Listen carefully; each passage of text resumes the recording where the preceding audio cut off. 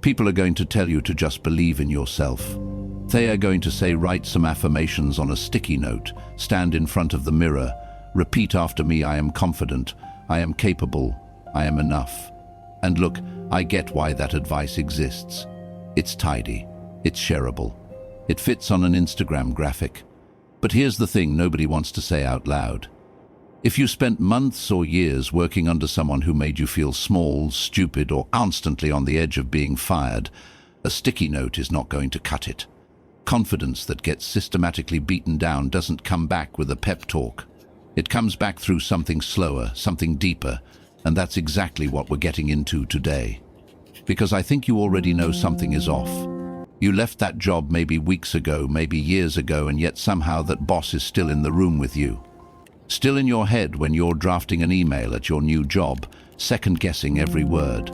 Still there when someone gives you a compliment and your brain immediately goes, "Thea just being nice." Still whispering when you're in a meeting and you have a genuinely good idea, but you stay quiet anyway because somewhere deep down you've been trained to expect that your ideas get shot down, mocked, or worse, ignored completely. That's not a you problem. That's a wound that never got treated. And today we're going to talk about how to actually treat it. Let's get specific about what this looks like, because I want you to recognize yourself in this. You over-explain everything now. Simple requests, basic emails, casual conversations, you preemptively justify yourself like you're always one wrong move away from being called into someone's office. You apologize constantly even when you've done absolutely nothing wrong. You shrink in group settings. You used to have opinions, now you measure every word before it leaves your mouth. You feel a weird anxiety when your current boss or manager goes quiet, because silence used to mean something bad was coming. You replay conversations for hours, not because you did anything wrong, but because your nervous system got so conditioned to scanning for threats that it just never stopped. You feel guilty for resting. You feel guilty for having boundaries. You feel guilty for being a normal human being. None of that is weakness. All of that is survival. Your brain adapted to an environment that was genuinely dangerous to your sense of self, and it is still running those old protection programs. The problem isn't that you lost your confidence. The problem is that your confidence was taken apart, piece by piece, in a place that rewarded your silence and punished your self-expression. That's a different diagnosis, and it requires a different kind of repair. So let's talk about the repairs, not hacks. Repairs. Because this is reconstruction work and it happens in layers. The first layer is the mental one. The stories you are carrying right now about who you are as a professional, most of them were written by someone who had something to gain from keeping you uncertain. When a boss constantly criticizes your work without ever acknowledging what you get right, your brain starts filling in the gaps with a narrative. Maybe I am just not that good. Maybe I never was. And the brutal thing about that narrative is that it feels true because it's been reinforced so many times. So the first repair is interrupting that story and replacing it with actual evidence. Not affirmations. Evidence. I want you to build what I call an evidence file.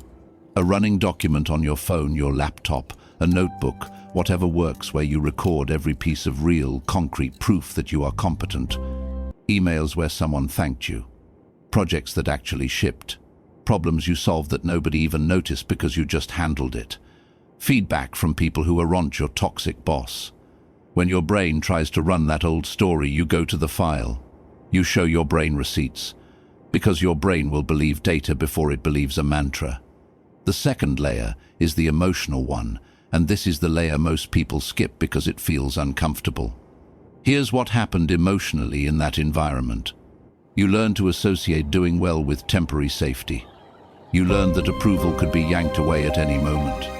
You learned that expressing yourself, your real thoughts, your real ideas, your real frustration had consequences. So you developed a pattern of emotional shrinking. You made yourself smaller to survive. And now, in a safer environment, that shrinking is still happening on autopilot. The emotional repair here is learning to tolerate safety. That sounds strange, but stay with me.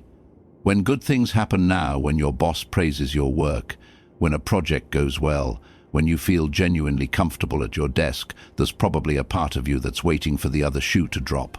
That's the wound talking. The practice is to consciously pause in those moments and let them land.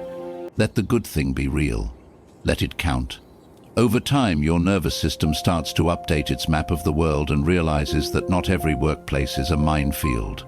The third layer is the professional one, and this is about behavior, not just mindset. You have to start practicing taking up space again, in small doses, before it feels natural. Because it's not going to feel natural at first. You've been trained out of it. This means contributing to a meeting even when the anxiety spikes. It means sending the email without rewriting it 6 times. It means asking for what you need without a 3-paragraph apology attached to the front of it. It means letting your work speak without you constantly undermining it with qualifiers like "this might be a dumb idea, but," or "I don't know if this is right." But every time you do one of those things, you are creating new data for your brain. You are proving to yourself through action that the old rules no longer apply. That is how behavioral confidence gets rebuilt, not through deciding to feel confident, but through doing the thing before the feeling catches up. Here's what I need you to understand before we wrap this up. The person who made you feel like you were never enough, they are not your narrator anymore. They do not get to follow you into every new room you walk into. They don't get a seat at the table in your new chapter. What they did was real. The damage was real. But it is not permanent, and it is not the truth of who you are. You are not the version of yourself that was produced under pressure, under criticism, under constant threat of judgment. That version was a coping mechanism. It was your nervous system doing its best to protect you. But you don't need that protection the same way anymore, and it is okay to start letting it down. You are allowed to be good at what you do. You are allowed to walk into a room and have something worth saying. You are allowed to receive praise without immediately deflecting it. You are allowed to trust your own judgment again. Not because someone gave you permission, but because you are doing the work, layer by layer, to rebuild what got corroded. Stop letting your old boss live in your head. You already quit that job. Now it's time to quit giving them the power they no longer actually have. The door is open. Walk through it.